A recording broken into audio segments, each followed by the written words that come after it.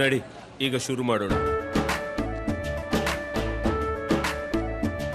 ಕೇಸರಿಯಿಂದ ಮನೋಲ್ಲಾಸ ಮನಸ್ಸು ಮತ್ತೇರಿ ಕುಣಿದಾಡಿದೆ ನೋಡು, ಮನಸ್ಸು ಮತ್ತೇರಿ ಕುಣಿದಾಡಿದೆ ನೋಡು. ಕ್ಷಣ ಕ್ಷಣವೂ ಆಚರಿಸಿ ಕೇಸರಿ ಹಬ್ಬ. ವಿಮಲ್ ಬಾಯಲ್ಲಿ ಹೇಳಿ ಕೇಸರಿ. ನೋಡಿ, ಅಂಬೇಡ್ಕರ್ ಪ್ರತಿಮೆಗೆ ಅಪಮಾನ ಮಾಡಿದ ಆರೋಪದ ಅಡಿಯಲ್ಲಿ ಜೈಲಿಗೆ ಹೋಗಿ ಬೇಲ್ ಪಡೆದು ಆಚೆ ಬಂದ ಆರೋಪಿ ಮನೆ ಮೇಲೆ ಹಲ್ಲೆ ಮಾಡಲಾಗಿತ್ತು. ಇದನ್ನ ಖಂಡಿಸಿ ಇವತ್ತು ಪ್ರತಿಭಟನೆ ನಡೆಸಲಾಗ್ತಾ ಇತ್ತು. ಪ್ರತಿಭಟನೆಗೆ ಸಾಥ್ ಕೊಟ್ಟಿದ್ರು ಉಮೇಶ್ ಜಾಧವ್. ಪ್ರತಿಭಟನೆ ಸಂದರ್ಭದಲ್ಲಿ ಅಸ್ವಸ್ಥರಾಗಿದ್ದಾರೆ. ರಸ್ತೆ ಮಧ್ಯೆ ಕೂತು ಪ್ರತಿಭಟನೆ ಮಾಡಲಾಗ್ತಾ ಇತ್ತು. ಹಲ್ಲೆಯನ್ನ ಖಂಡಿಸಿ ಸಂದರ್ಭದಲ್ಲಿ ಅಸ್ವಸ್ಥರಾಗಿದ್ದಾರೆ ಉಮೇಶ್ ಜಾಧವ್. ದೃಶ್ಯದಲ್ಲಿ ನೀವು ಗಮನಿಸ್ತಾ ಇದ್ದೀರಿ. ಬಿಸಿಲಿನ ಝಳ ಒಂದ್ ಕಡೆ, ಹಾಗೆ ಬಿಡುವಿಲ್ಲದ ಓಡಾಟ, ಚುನಾವಣಾ ಸಮಯ ಆಗಿರೋದ್ರಿಂದ ಬಹುಶಃ ಇದೆಲ್ಲವೂ ಅವರು ಅಸ್ವಸ್ಥರಾಗುವಂತೆ ಮಾಡ್ತಾರೆ. ತಕ್ಷಣಕ್ಕೆ ಅವರನ್ನ ಆಸ್ಪತ್ರೆಗೆ ಯಾಕೆ ಸಾಗಿಸ್ತಿಲ್ಲ, ಇದೊಂದು ಪ್ರಶ್ನೆ ಇದ್ದೇ ಇದೆ. ನೀವು ದೃಶ್ಯದಲ್ಲಿ ಗಮನಿಸ್ತಾ ಇದ್ದೀರಿ. ಒಂದ್ ಕಡೆ ಪ್ರತಿಭಟನಾಕಾರರು ಇನ್ನೂ ಕೂಡ ಧಿಕ್ಕಾರದ ಕೂಗನ್ನ ಕೂಗ್ತಲೇ ಇದ್ದಾರೆ, ಮತ್ತೊಂದ್ ಕಡೆ ಅಸ್ವಸ್ಥರಾಗಿದ್ದಾರೆ ಸಂಸದ ಜಾಧವ್. ಧರಣಿ ನಡೀತಾ ಇದ್ದ ಸ್ಥಳದಲ್ಲೇನೆ ಅವರು ಅಸ್ವಸ್ಥರಾಗಿ ಅಲ್ಲೇ ಮಲಗ್ಬಿಟ್ಟಿದ್ದಾರೆ. ಇನ್ನು ಸ್ಥಳಕ್ಕೆ ಆಂಬ್ಯುಲೆನ್ಸ್ ಬಂದಿಲ್ಲ, ಹೀಗಾಗಿ ಅಲ್ಲೇನೆ ಅವರಿಗೆ ಮಲಗಿಸಿ ಒಂದಷ್ಟು ಗಾಳಿ ಬೀಸಿ ಅವರು ಚೇತರಿಸಿಕೊಳ್ಳುತ್ತಾರ ಅಂತ ಹೇಳಿ ಆತಂಕಗೊಂಡು ಅಲ್ಲಿದ್ದ ಇತರೆ ಪ್ರತಿಭಟನಾಕಾರರು ಆರೈಕೆ ಮಾಡ್ತಿರುವ ದೃಶ್ಯವನ್ನ ಗಮನಿಸ್ತಾ ಇದ್ದೀರಿ. ಆಗಿದ್ದೇನೆಂದ್ರೆ, ಅಂಬೇಡ್ಕರ್ ಪ್ರತಿಮೆಗೆ ಅಪಮಾನ ಮಾಡಿದ್ದಾರೆ ಅನ್ನೋ ಆರೋಪದ ಮೇಲೆ ವ್ಯಕ್ತಿಯೊಬ್ಬನನ್ನ ಅರೆಸ್ಟ್ ಮಾಡಲಾಗಿತ್ತು. ಜಾಮೀನಿನ ಮೇಲೆ ಅವರು ಬಿಡುಗಡೆ ಕೂಡ ಆಚೆ ಬಂದ್ರು. ಆದ್ರೆ ಆ ವ್ಯಕ್ತಿಯ ಮನೆ ಮೇಲೆ ಕಲ್ಲು ತೂರಾಟ ನಡೆಸಲಾಗಿತ್ತು. ಕಾರ್ ಬೈಕ್ನ ಗಾಜುಗಳನ್ನ ಪುಡಿಗಟ್ಟಲಾಗಿತ್ತು. ಇದನ್ನ ಖಂಡಿಸಿ ಪ್ರತಿಭಟನೆಯನ್ನ ಮಾಡ್ತಾ ಇದ್ದ ಸಂದರ್ಭದಲ್ಲಿ ಅಸ್ವಸ್ಥರಾಗಿದ್ದಾರೆ ಸಂಸದ ಜಾಧವ್. ಮತ್ತಷ್ಟು ಡೀಟೇಲ್ಸ್ ನಮ್ಮ ಪ್ರತಿನಿಧಿ ಓಂ ಪ್ರಕಾಶ್ ನೀಡ್ತಾ ಹೋಗ್ತಾರೆ. ಓಂ ಪ್ರಕಾಶ್, ಏನಾಯ್ತು, ಹೇಗಿದೆ ಇವಾಗ ಜಾಧವ್ ಅವರ ಆರೋಗ್ಯ ಸ್ಥಿತಿಗತಿ? ಬಂತ ಆಂಬ್ಯುಲೆನ್ಸ್?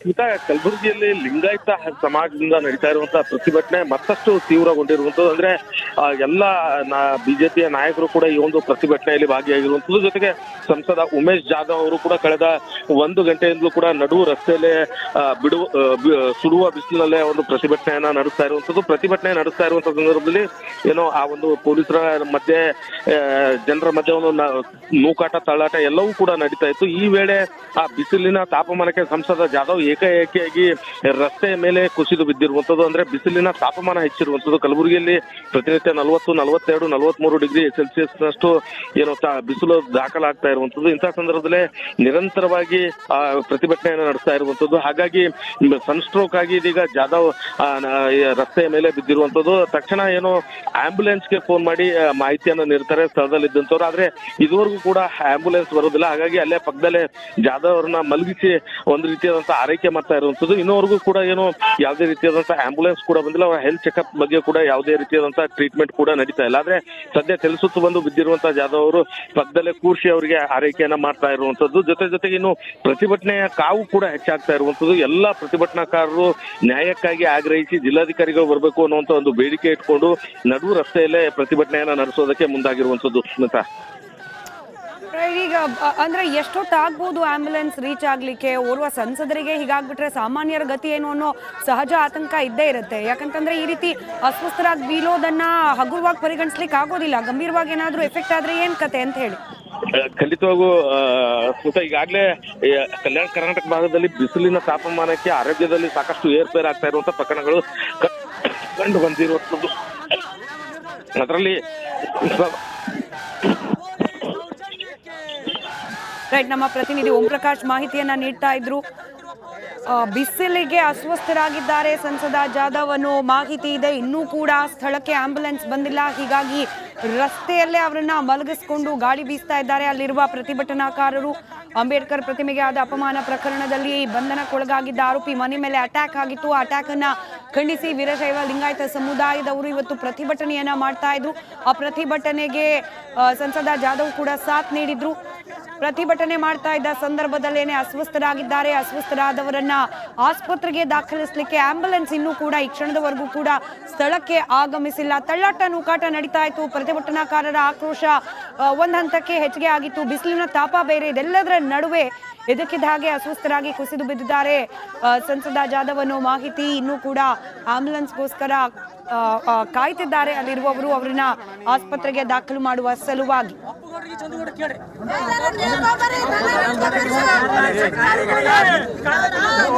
ನಮ್ಮ ನಾಯಕರ ಮೇಲೆ ದೌರ್ಜನ್ಯ ಮಾಡುತ್ತಿರುವ ಕಾಂಗ್ರೆಸ್ ಸರ್ಕಾರಕ್ಕೆ, ನಮ್ಮ ನಾಯಕರ ಮೇಲೆ ದೌರ್ಜನ್ಯ ಮಾಡುತ್ತಿರುವ ಪೊಲೀಸ್ ಅಧಿಕಾರಿಗಳಿಗೆ, ನಮ್ಮ ನಾಯಕರನ್ನ ರೋಡ್ ಮೇಲೆ ಮಲಗುವ ಹಾಗೆ ಮಾಡಿದ ಕಾಂಗ್ರೆಸ್ ಸರ್ಕಾರಕ್ಕೆ, ನಮ್ಮ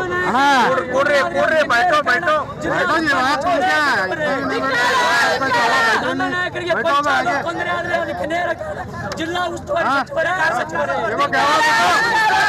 ಶಾಂತಿದ ಹೋರಾಟಕ್ಕೆ ಧಕ್ಕೆ ತಂದ ಪೊಲೀಸ್ ಅಧಿಕಾರಿಗಳಿಗೆ, ಶಾಂತಿದ ಹೋರಾಟಕ್ಕೆ ಧಕ್ಕೆ ತಂದ ಪೊಲೀಸ್ ಅಧಿಕಾರಿಗಳಿಗೆ, ನಮ್ಮ ಶಾಂತಿದ ಹೋರಾಟಕ್ಕೆ ಧಕ್ಕೆ ತಂದ ಪೊಲೀಸ್ ಅಧಿಕಾರಿಗಳಿಗೆ, 44 ಡಿಗ್ರಿ ಬಿಸಿಲಿನಲ್ಲಿಯೂ ರೋಡ್ ಮೇಲೆ ಮಲಗುವ ಹಾಗೆ ಮಾಡಿದ ಕಾಂಗ್ರೆಸ್ ಸರ್ಕಾರಕ್ಕೆ, ಸ್ವಲ್ಪವೂ ಕರುಣೆ ಇಲ್ಲದ ಕಾಂಗ್ರೆಸ್ ಸರ್ಕಾರಕ್ಕೆ,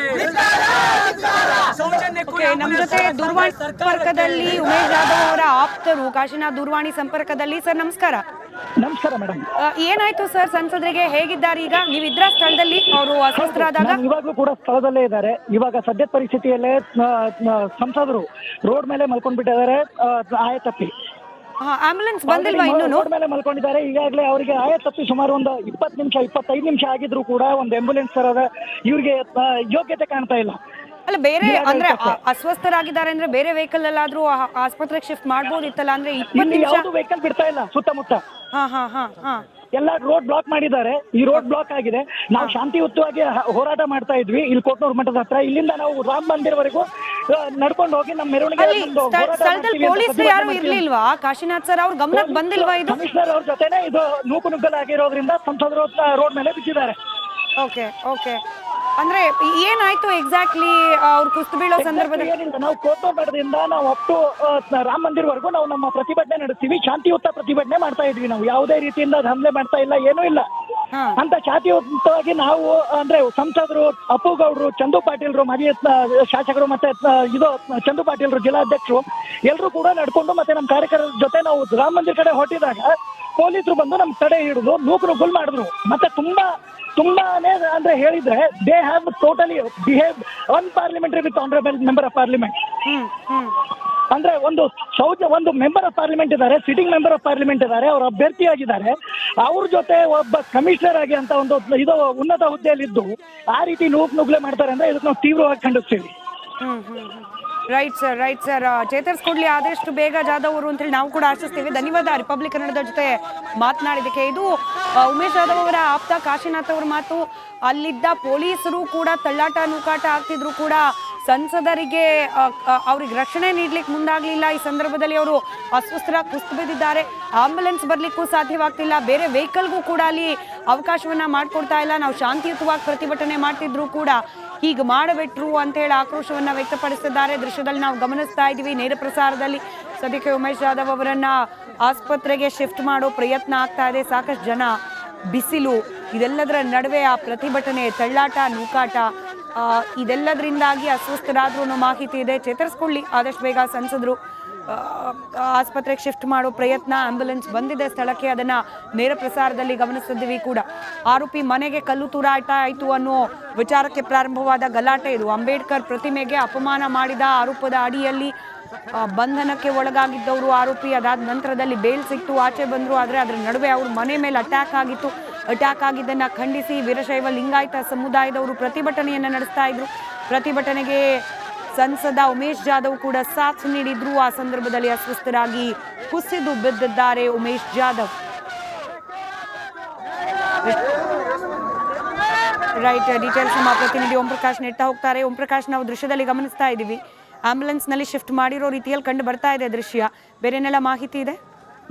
ಸ್ಮಿತಾ, ಸಂಸದ ಉಮೇಶ್ ಜಾಧವ್ ಅವರು ಸನ್ಸ್ಟ್ರೋಕ್ ಆಗಿ ಏನು ಪ್ರತಿಭಟನಾ ಸ್ಥಳದಲ್ಲೇ ಬಿದ್ದಿರುವಂತದ್ದು. ಅಂದ್ರೆ ಪ್ರತಿಭಟನಾ ಸ್ಥಳದ ರಸ್ತೆ ಮಧ್ಯದಲ್ಲೇ ಕೊಡೆ ಹಿಡಿದು ಅವರನ್ನ ಆರೈಕೆ ಮಾಡ್ತಾ ಇದ್ರು. ಅದಾದ ಬಳಿಕ ಆಂಬ್ಯುಲೆನ್ಸ್ಗೆ ಫೋನ್ ಮಾಡಿ ಇಲ್ಲಿರುವಂತಹ ಸ್ಥಳೀಯರು ಮತ್ತೆ ಬಿಜೆಪಿಯ ಮುಖಂಡರು ಕೂಡ ತಕ್ಷಣ ಆಂಬ್ಯುಲೆನ್ಸ್ ಅನ್ನ ಕರೆತರುವಂತೆ ಸೂಚನೆ ನೀಡಿದ್ರು ಕೂಡ ಅರ್ಧ ಗಂಟೆಗಳಿಂದ ಯಾವುದೇ ರೀತಿಯಾದಂತಹ ಆಂಬ್ಯುಲೆನ್ಸ್ ವ್ಯವಸ್ಥೆಯನ್ನ ಮಾಡೋಕೆ ಆಗಿರ್ಲಿಲ್ಲ. ಇದೀಗ ಸ್ಥಳಕ್ಕೆ ಅರ್ಧ ಗಂಟೆ ಬಳಿಕ ಆಂಬ್ಯುಲೆನ್ಸ್ ಬಂದಿರುವಂತದ್ದು. ಎಲ್ಲ ಬಿಜೆಪಿ ನಾಯಕರು ಮತ್ತೆ ಸ್ಥಳೀಯರು ಸಂಸದ ಉಮೇಶ್ ಜಾಧವ್ ಅವರನ್ನ ಎತ್ಕೊಂಡು ಆ ಒಂದು ಆಂಬ್ಯುಲೆನ್ಸ್ ನಲ್ಲಿ ಹಾಕಿ ಇದೀಗ ಆಸ್ಪತ್ರೆಗೆ ಕಳಿಸಿರುವಂತದ್ದು. ಅಂದ್ರೆ ಬಿಸಿಲಿನ ತಾಪಮಾನ ಹೆಚ್ಚಾಗಿರೋ ಹಿನ್ನೆಲೆಯಲ್ಲಿ ಬೆಳಗ್ಗೆಯಿಂದಲೂ ಕೂಡ ಓಡಾಟ ಸುತ್ತಾಟ ನಡೆದಿರುವಂತಹ ಹಿನ್ನೆಲೆಯಲ್ಲಿ ಸೊ ಆ ಒಂದು ತಲೆ ಸುತ್ತು ಬಂದು ಬಿದ್ದಿರಬಹುದು ಅನ್ನುವಂತ ಲೆಕ್ಕಾಚಾರ ಇರುವಂತದ್ದು. ಹಾಗಾಗಿ ಇದೀಗ ಏನು ಆ ಪ್ರತಿಭಟನಾ ಸ್ಥಳದಲ್ಲಿ ತಲೆ ಸುತ್ತು ಬಂದು ಬಿದ್ದಿರುವಂತಹ ಜಾಧವ್ ಅವರನ್ನ ಕಲಬುರಗಿಯ ಖಾಸಗಿ ಆಸ್ಪತ್ರೆಗೆ ದಾಖಲಿಸಿ ಚಿಕಿತ್ಸೆಯನ್ನ ಕೊಡೋದಕ್ಕೆ ಮುಂದಾಗಿರುವಂತದ್ದು. ಇನ್ನು ಪ್ರತಿಭಟನೆ ಸ್ಥಳದಲ್ಲೂ ಕೂಡ ಪ್ರತಿಭಟನೆಯನ್ನ ಮುಂದುವರೆದಿರುವಂತದ್ದು. ಅಂದ್ರೆ ಅವರಿಗೆ ನ್ಯಾಯ ಬೇಕು ಅನ್ನುವಂತ ನಿಟ್ಟಿನಲ್ಲಿ ಪ್ರತಿಭಟನೆ ಮುಂದುವರೆದಿರುವಂತದ್ದು. ಸ್ಮಿತಾ,